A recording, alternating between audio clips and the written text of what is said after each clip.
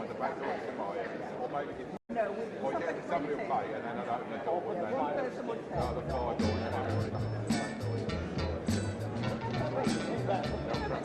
Yeah, no, it just seems mad. I'm thinking of Saturday morning.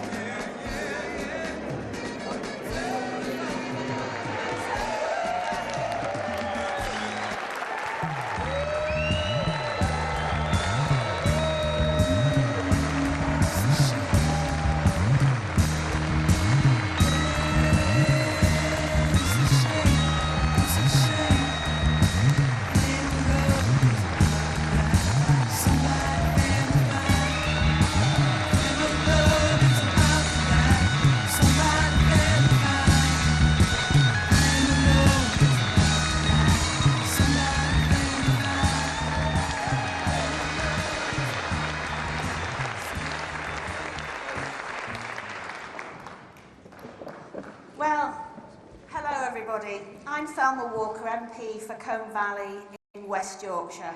And after an historic week in Parliament and for our country, it's great to be here and to welcome everybody to Hastings, and specifically to the wonderful St Mary's in the Castle Theatre. What an amazing building. This is one of the closest marginal seats in the country.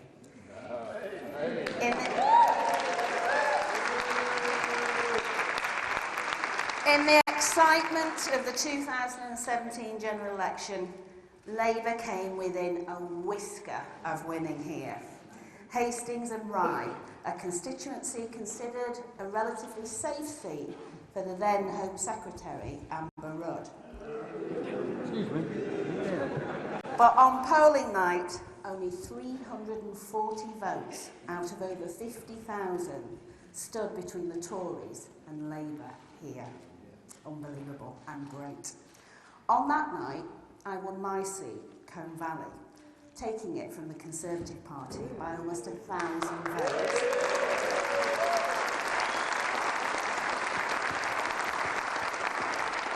You see, I'm still smiling. We need just a 0.3% swing to Labour to win Hastings, and we're up for the fight, aren't we? Yeah. I hope we can take Hastings and more seats from this failing Tory government very soon in a general election which we need to break the deadlock in Parliament. Because places like Hastings deserve better. In so many ways, Hastings is a community which has been held back by this Conservative government. Take education. As a former head teacher, this is a subject very close to my heart. There has been dismay amongst parents and teachers alike in Hastings because of ongoing pressures and what is seen locally as a process of academisation of good schools for the benefit of profit. Last year, teachers at Helenswood Academy took strike action over the issue, a last resort for any teacher. Labour is against the Tories' pet project of academies.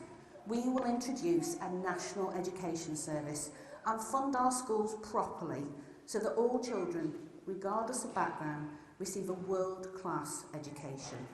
Just one of the many transformative policies from our manifesto. Hastings has a slightly higher than average leave vote, with 55% voting to leave here. But the problems that the people of Hastings face are the same as those faced by communities across the UK, regardless of the way those communities voted in the referendum. Like so many parts of the country, Hastings has suffered cuts to local council budgets, a rise in food bank use, and Hastings has one of the highest rates of personal insolvencies in England and Wales. This is disgraceful when we live in the 6th richest country in the world. Labour's mission is to bring people together, to unite the divisions that the Brexit referendum started and the Conservative government exacerbated. And to do that, we need a new government. Not only a government that will have the majority it needs to negotiate the jobs-first Brexit deal our country needs, but a democratic, socialist government with direction and purpose, a government with an inspirational leader who will rebuild our country for the many, not the few. So it gives me great pleasure to introduce the man who can deliver that ambition. Ladies and gentlemen, the leader of the Labour Party, Jeremy Corbyn.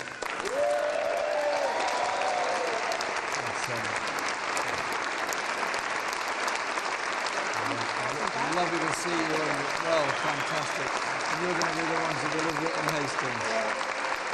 Fantastic. And thanks for being here today. That was good.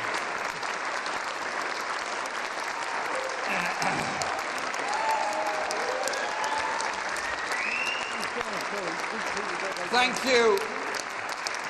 Could I say thank you all for being here today. It's really great to be in this wonderful theatre, which I've been in before, and is such a great place and in such a great town. And I thank Thelma for coming today to introduce the event. Thelma won her seat in Combe Valley in the general election, and we had an incredible rally on a beautiful summer's evening in a park and it was just that buzz and that atmosphere that she'd inspired, because a real head teacher doesn't threaten, a real head teacher inspires their students, and that's exactly what Thelma does in her constituency and in Parliament. And so we've got a head teacher chairing the event, so anybody that gets a bit unruly, she'll talk to you quietly and privately afterwards and sort it out. And I want to also say it's great to be here alongside my great friend Pete Chowney, our candidate, and is going to be our MP for Hastings.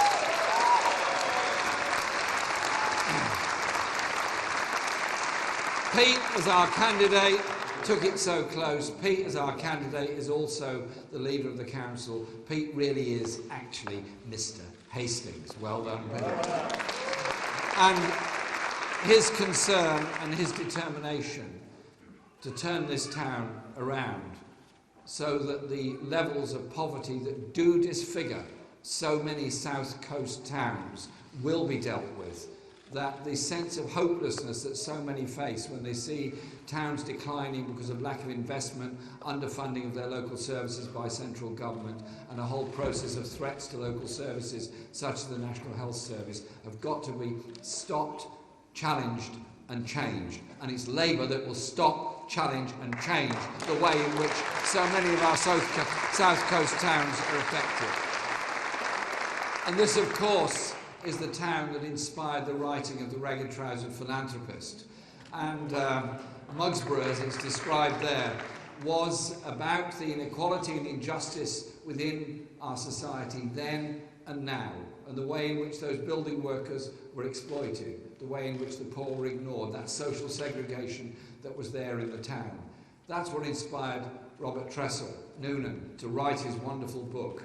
It's a book that inspired me and inspired generations of people to look at the world differently, from a perspective that brings about social justice, that brings about equality, that brings about hope for all. It's called socialism.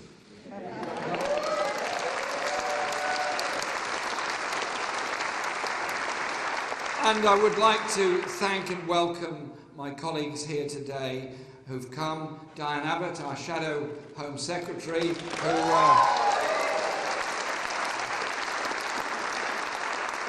who actually I think was quite looking forward to debates with Amber Rudd, but she's gone on to do something else, and I'll deal with universal credit a bit later on.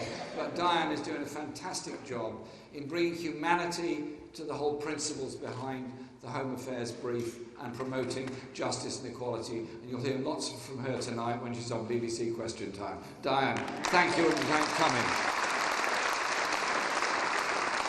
And Richard Bergen, our Shadow Secretary of State for Justice, is also here today, who is taking the issue of justice reform and prison reform and justice to our society straight out there to the public and in that debate, and he's doing an incredible job around the Shadow Cabinet table. Richard, thank you very much for everything that you do. Yesterday, the Prime Minister suffered the most devastating defeat in Parliament on the most important issue facing our country. The central policy of her government has been decisively rejected. The defeat that she suffered in the vote on the European Union agreement that she had reached was the biggest ever defeat any government has ever faced in British political history. Think about that, the biggest ever defeat on a central plank of it. It's clear that her EU deal is now finished. There can be no question of tweaks or sweeteners from Brussels to bring it back to life. The deal that she brought back, all 500 plus pages of it, is quite clearly a dead deal. She put it to Parliament and it was emphatically rejected. And we now have to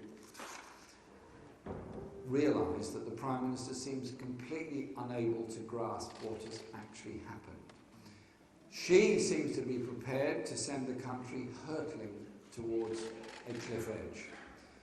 To get a deal that can command a majority in Parliament, Theresa May has to ditch the red lines and get serious about proposals for the future.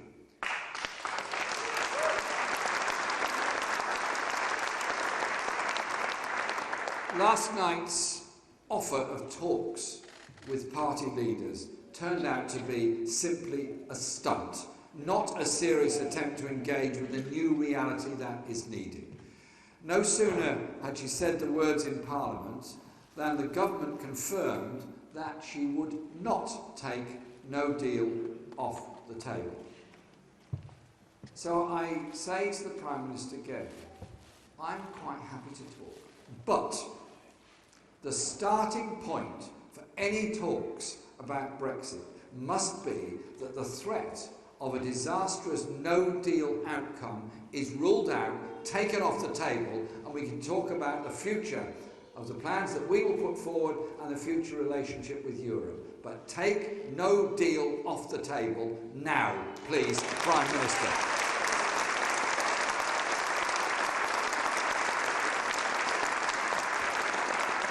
And if she won't accept the will of Parliament to take no deal off the table, it will show that she simply isn't serious about reaching a deal. With no deal on the table, the Prime Minister will enter into phony talks just to run down the clock and try to blackmail MPs to vote through her botched deal on a second attempt by threatening the country with the chaos that no deal would bring if they resist her entreaties to support her deal a second time. Instead, Theresa May should show us that she is serious about getting a deal that Parliament supports and that brings the country together by immediately ending the waste of hundreds of millions of pounds of public money preparing for a no-deal outcome which simply cannot take place. The government has set aside £4.8 billion to prepare for no deal. There's so many better things that money could be spent on. Instead, could support our cash-starved public services. £4.8 billion would pay for every 2 to 4-year-old to get free nursery education for a year. £4.8 billion would help the crisis of social care and funding in our NHS. £4.8 billion would help the crisis of rough sleeping homelessness. £4.8 billion could do so much for youth services and young people around our country, but no, the government is prepared to spend £4.8 billion of our money on preparing for a no-deal Brexit in order to try and threaten MPs into voting for her deal, which has already been declared bankrupt by Parliament itself. Prime Minister, take it off the table and have a serious discussion about how we approach the future.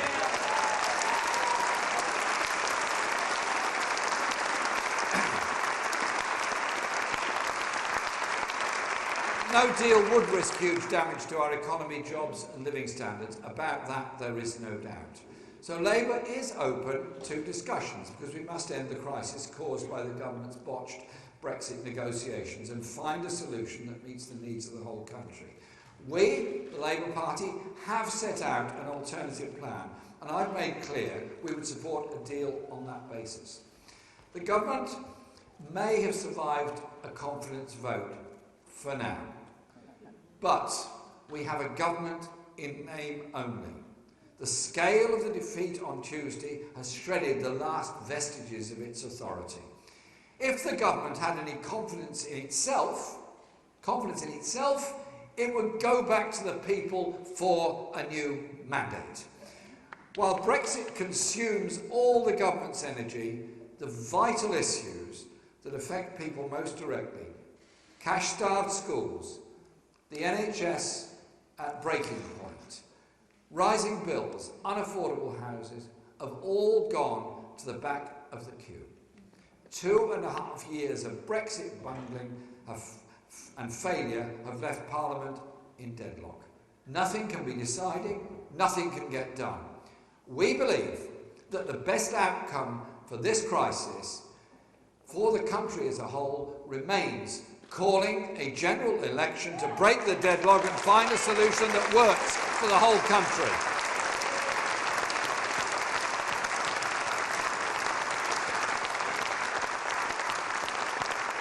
And that is why I tabled a motion of no confidence last night, and I thank all those colleagues that supported the motion of no confidence last night. And we will come back on it again if necessary, because we are determined to deal with the issues facing this country and also give the people a choice of who their MPs should be and who their government should be, whether they have one that stands up for them or one that shows the degree of incompetence that this government has shown. But in the meantime, all options are on the table. We're serious about finding a way through. Given the severity of the crisis, it would be wrong to rule any of them out. Our first option is the alternative plan we've laid out over the past year. Labour will put down its own amendment to the proposals next week, setting out our alternative plan, based around a permanent customs union with the European Union, a strong single market relationship, and a guarantee at least to keep pace with all EU rights at work, environmental protections and consumer standards. We will not take part or allow this country to become part of a race to the bottom in which the poorest and most vulnerable lose out in order to appease the very richest and the biggest corporations in the world. No, we want to see a protection for the most vulnerable within our society. Those three elements provide the essential building blocks of a sensible deal, with a clear potential to win the majority support in Parliament. And I believe such a deal would help to bring people together and overcome the divisions in our country. But if the government remains intransigent, if support for Labour's alternative is blocked for party advantage, and the country is facing the potential disaster of no deal, our duty will then be to look at other options which we set out in our conference motion, including that of a public vote.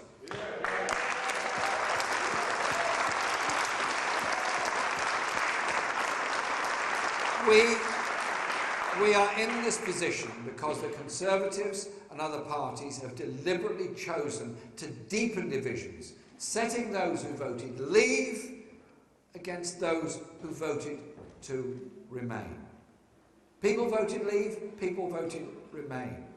But we're the party that has consistently sought to bring people together to find a way through that respects people's concern, whichever way they voted in the referendum. Because I believe the real divide in our country is not between Leave and Remain voters. It's between the many who do the work, create the wealth, pay their taxes, work in our society, work in our hospitals, work in our schools, work in our factories, deliver the economy and the living standards for the rest of us.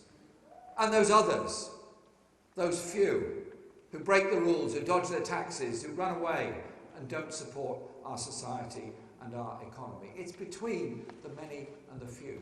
Labour set out in our manifesto in 2017 the plans we have for an investment-led economy, for good jobs, for a higher basic wage, for an investment in education, in housing and health, and all those issues. We set all that out because we believe that's the direction in which the majority of people in this country want to go.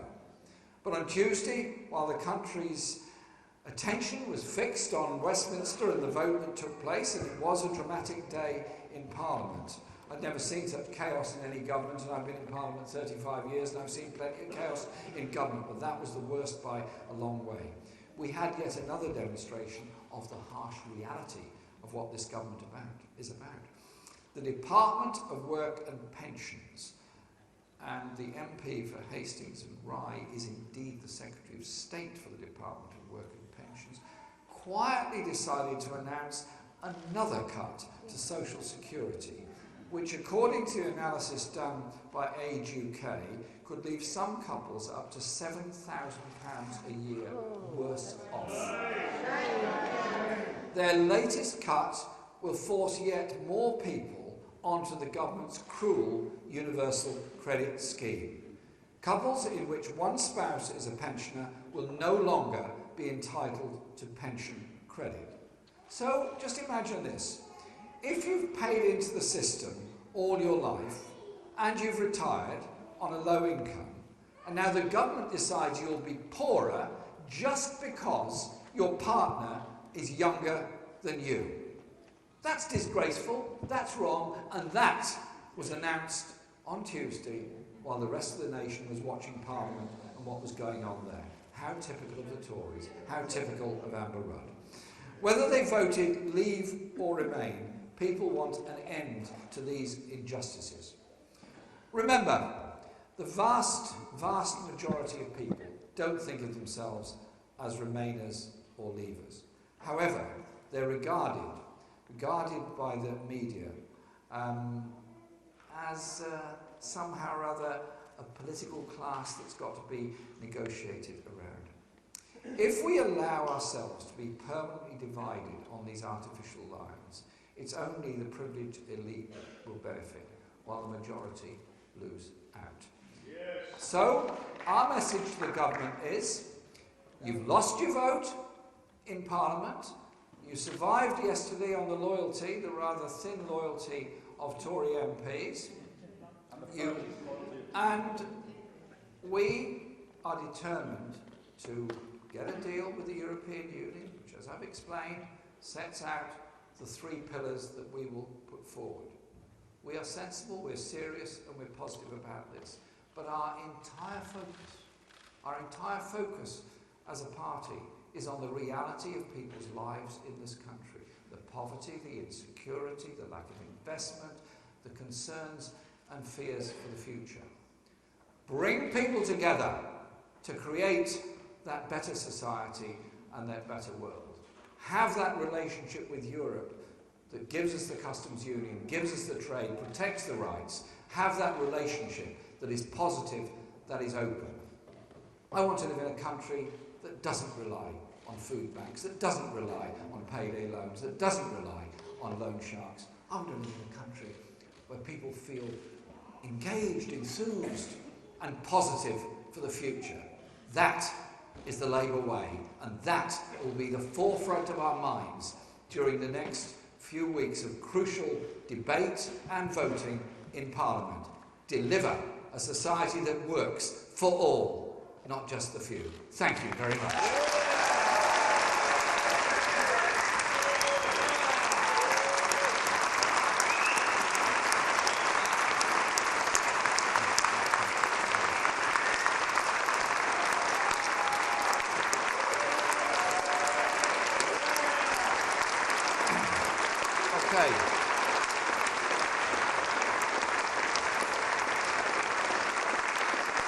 If you move down there.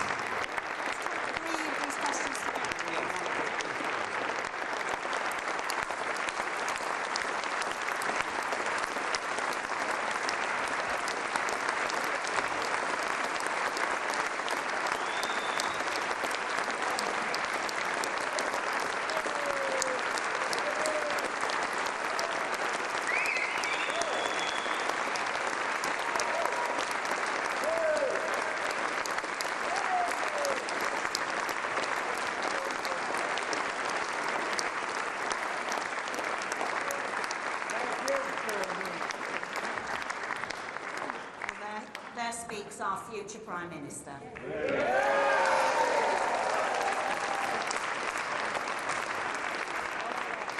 We're going to move into the Q&A now, and we're going to speak to the media, give the media a chance to ask questions first, but don't worry, we will be taking questions from the audience.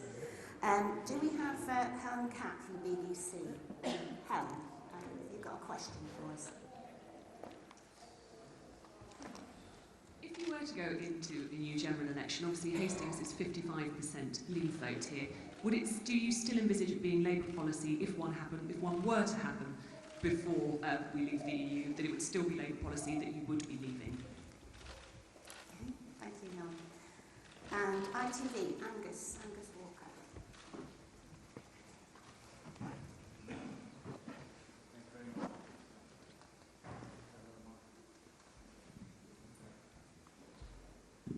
Thanks very much. Mr Corbyn, as leader of Her Majesty's opposition, surely at a time of national crisis, if the Prime Minister says, "Come and talk to me," you go and at least hear what she has to say, or is the risk that you end up with her looking reasonable and you being portrayed as a wrecker? Okay. And Sky News. Sky. Mike O'Hee.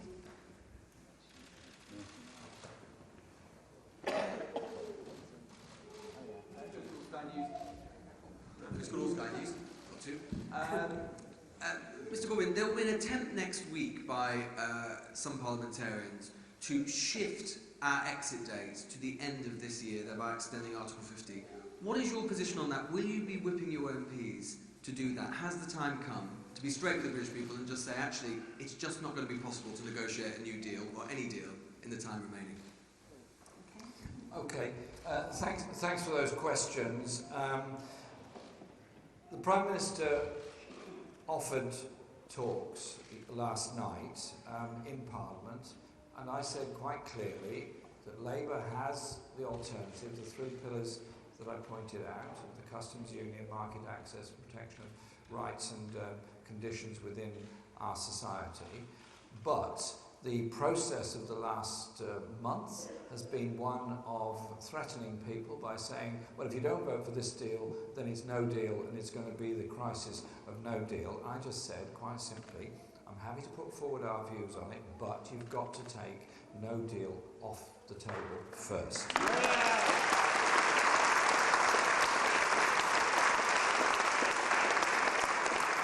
And I have to say, I think that's an entirely reasonable position. I did meet the Prime Minister in early December. I did discuss with her the parliamentary process, and we agreed there would be 5 days of debate and there would be a vote on December the 11th.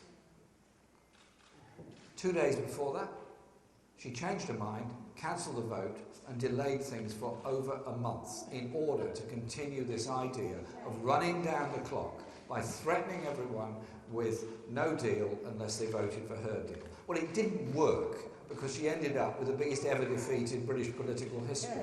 And so I'm more than happy to put forward Labour's points of view, and indeed we will be doing that next week in Parliament. We will be putting forward our amendments, which will be around the issues that I've already referred to. And if we succeed in getting a general election, then obviously we will put to the people our views on this, our views on the kind of relationship we could have with Europe in the future. But I have to say, Labour is a very large, very open and very democratic party. Our policy going into the general election, our manifesto, will not be decided by me alone. I'll be one person in the room that will be deciding what goes in that manifesto. There will be many, many others there. And so our general election strategy will be that. But I think I've made it very clear the principles that we adopt, which is about the kind of society we want to live in, is about that relationship with Europe as a very minimal. But I've also said, made it very clear, that all the options are on the table, including the public vote option, which we made clear in our conference motion, which was, I've had to remind you, unanimously agreed by our conference last September in Liverpool. And on the question of the exit date, quite clearly, if no agreement has been reached within time that it could be implemented by the end of March, then obviously the issue of extending the exit date, of extending Article 50, does come into play, and indications are that that may well be the case coming up after April. But our principles are, our views are there, we're prepared to negotiate. The Labour Party is in Parliament in order to try to defend people against the crisis that would be created by a no-deal Brexit, but also to put forward a positive relationship with the European Union in the future. That is what we've said all the way through this process.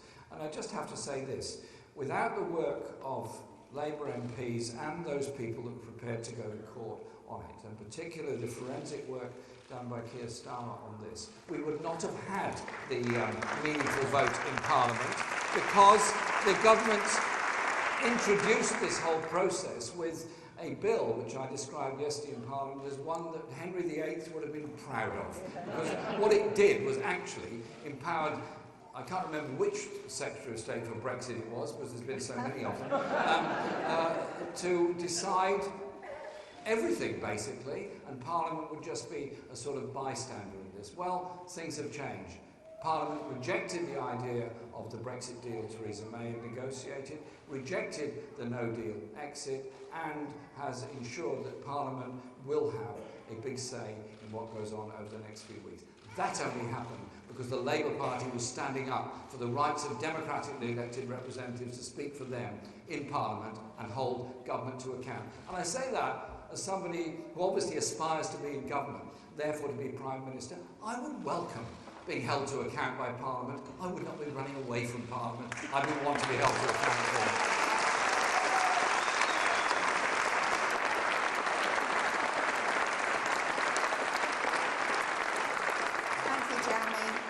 Two more questions from the media. Have we got a European broadcaster here? Euronews? Yep.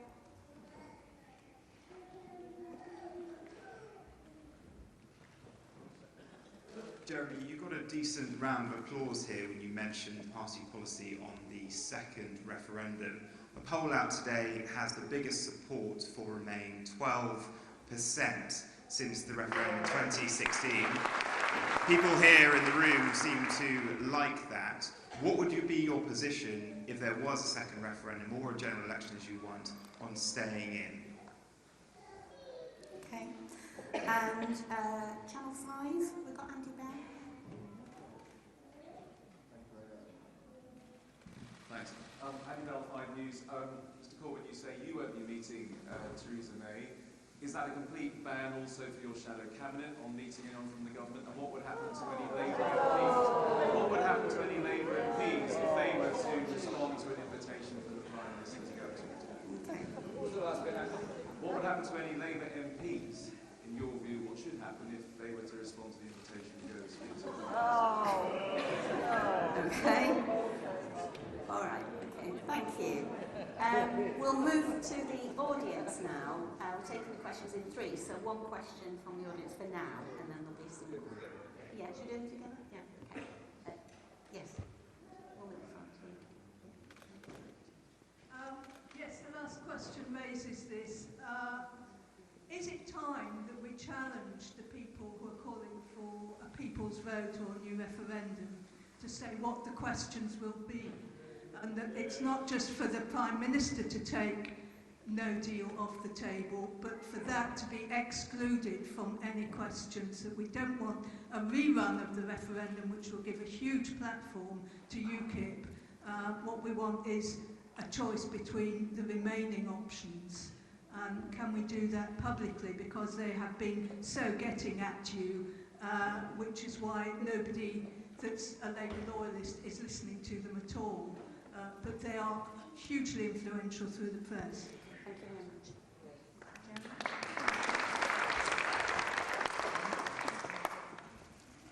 I made it clear that the question of another referendum is on the table. It's there from our conference motion, and we're running through a sequence of events, the first of which was to vote against Theresa May's deal and vote it down, and that has already happened. The second was that in the event of her not being able to get support for her deal, we believe the best outcome is a general election. I still believe that to be the best outcome, and while she survived the motion of no confidence yesterday, quite honestly, this is a government that hardly puts any legislation to Parliament, has hardly done any legislation since the election of 2017, doesn't have a majority, and it's supposed to have a confidence and supply arrangement with the DUP. Well, the confidence evaporated and the supply disappeared, and only came back temporarily for the motion of no confidence yesterday. This isn't credible. This isn't a serious way of going on. So my view is there has to be a general election.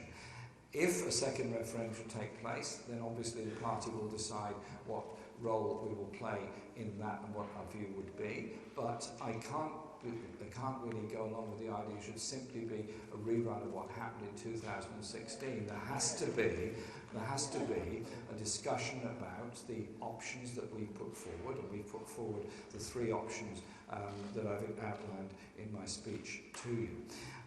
On the question of meetings, and thanks for your question, Andy, I've made it clear that I'm more than happy to put forward our views and meet to discuss them. Indeed, I have spent probably more time than any other Labour leader in travelling in and around Europe and meeting the Party of European Socialists, the European Commission, the European Parliament and national governments all across Europe. I'm very serious about the relationship with people across Europe, those that are opposing austerity, those that are suffering from austerity, and also very, very clear it's important to stand alongside people all across Europe who are standing up against the frightening rise of racism, far-right activity and xenophobia across Europe.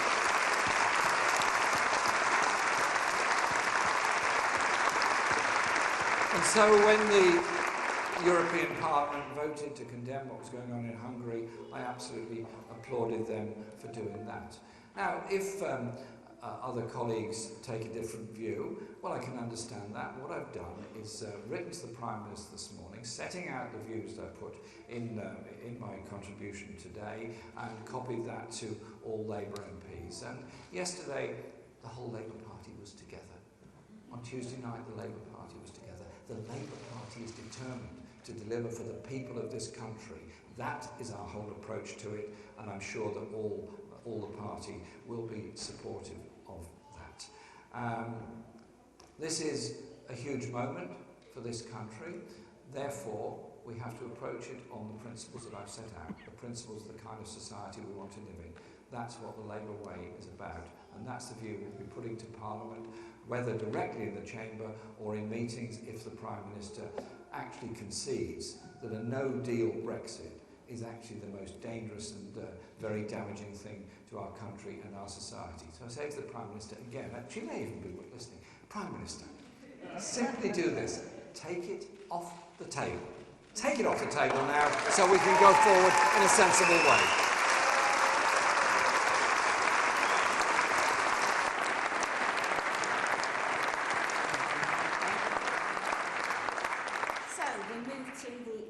And the good people of Hastings, and 3 questions from the audience now. Gentlemen here, yeah, we've got a mic. Thank you very much. I wouldn't go as far as say gentlemen, but thank you very much for that. I'm from Eastbourne, as is my wife, and my question is an overall question about what can the Labour Party do to increase support in seats where they're lagging behind. Unfortunately, we have a choice between Tory and Lib Dem in Eastbourne, and it's always a battle between the two. Would Labour support a move towards a proportional representation system where you can vote with your heart rather than with your head? Okay, thank you. Another question?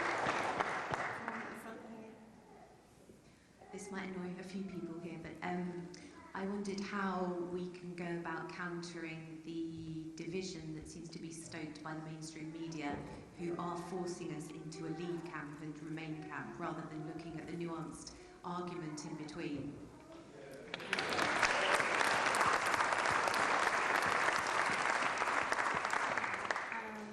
Gentleman right at the back, over there.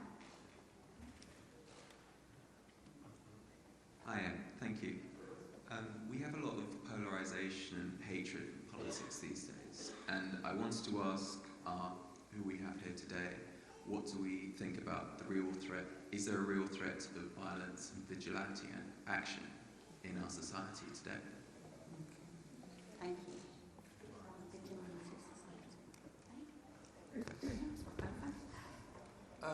Thanks for the questions, and welcome from Eastbourne.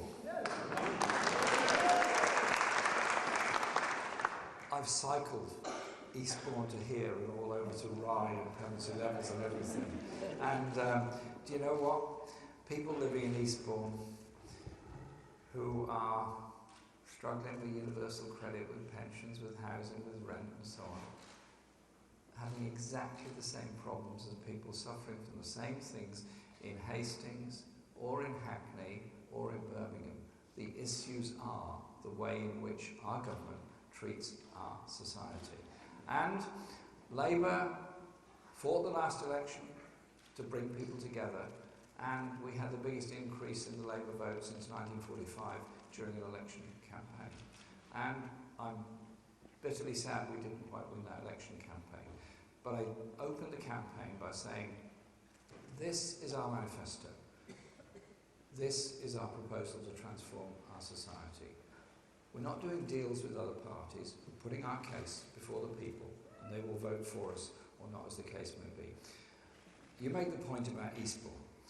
Eastbourne has had, and now has, Lib Dem MPs. The Lib Dems actually got into bed with the Tories, supported austerity, and ended up with a 300% increase in student fees and the austerity and all that went with it. In previous elections, the Labour Party was third in Southport. Some people said, well, no point, let's give up, let's go away, let somebody else do it. Labour campaigned in Southport, and we came within a whisker of winning Southport from third place. That is what Labour can achieve when we work hard and campaign together. So, please stick at it. The questions of division and polarisation within our society are very, very serious ones indeed. We saw a whiff of it last week outside Parliament when Anna Soubry, Conservative MP, and Owen Jones were both abused and attacked and called all sorts of awful things. Some MPs get a great deal of abuse, and nobody has been more abused and more badly treated than our friend Diane Abbott in her work as MP and as Shadow.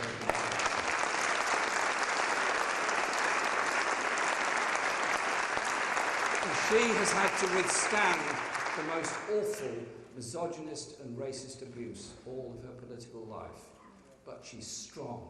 She comes through this and makes the point that she takes it because she doesn't want anybody else to have to take it.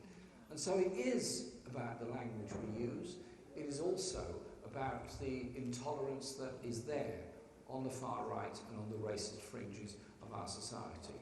We saw some awful things happening just after the last referendum. I don't want to see any more of that. I don't want any anti-Semitism. I don't want any Islamophobia. I don't want any far-right racism within our society. We have to come together as a society and a community. And when you raise the question of insecurity and the idea of vigilantism, well, vigilantism doesn't solve anything. What does deal with the issues of security within our society are bringing people together and having a sense of hope, having a police force that's adequately funded and is active and there on the streets, but 20,000 police officers are no longer on the streets. And it was the last Labour government that introduced community policing, PCSOs, which I think have been a safer neighbourhood strategy. I think has been a very good one. But the way to reduce crime is a combination of things, including better quality of life for people, including decent housing, including real hope for young people. And so our Labour offer goes far beyond just the specifics of what we're going to save, how many police officers we're going to put here, how many probation officers, and all that. It's also what we do in our education system, what we do to ensure that young people in school do come together and have some sense of hope for the future. I'm deeply concerned about the number of young people that are being excluded from school, that are being put into special units, that therefore are unlikely to achieve very much in their remaining time in that secondary school, and then not likely to achieve much more within our society. Never give up on anybody, never give up, particularly on young people. Thelma, as a former head teacher, is somebody who articulates this really well. And so a Labour offer will be about a national education service. Education being changed into a right, not a commodity. And the legacy of the next Labour government, as the Attlee government of 45 to 51, their great legacy is the National Health Service. The legacy of the next Labour government will be a national education service which will give free education from cradle to grave as a human right for all.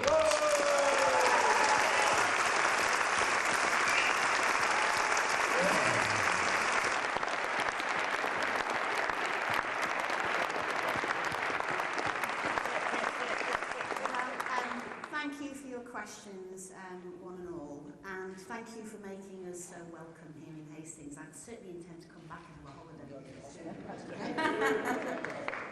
Okay. And we're off to the hospital, is that right? We're campaigning with you all in the hospital. Yeah, okay. And just before we finish, I'd like to say that when we won the seat in Combe Valley, I was asked the night of the election, when it was announced that we had won the seat, was it a surprise? And I'm not an arrogant person, but actually it wasn't to me, because a few weeks after Jeremy's visit and when we'd been door knocking, a few weeks before, I felt a mood within our constituency. I felt a spirit. And I feel that now across our country. I feel that spirit, that need for change.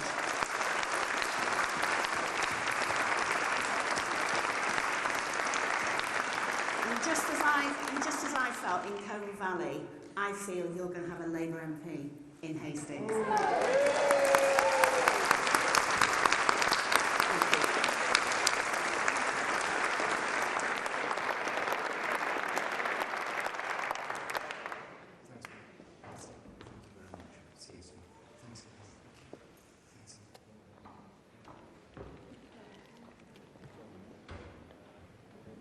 Thank you very much, everybody.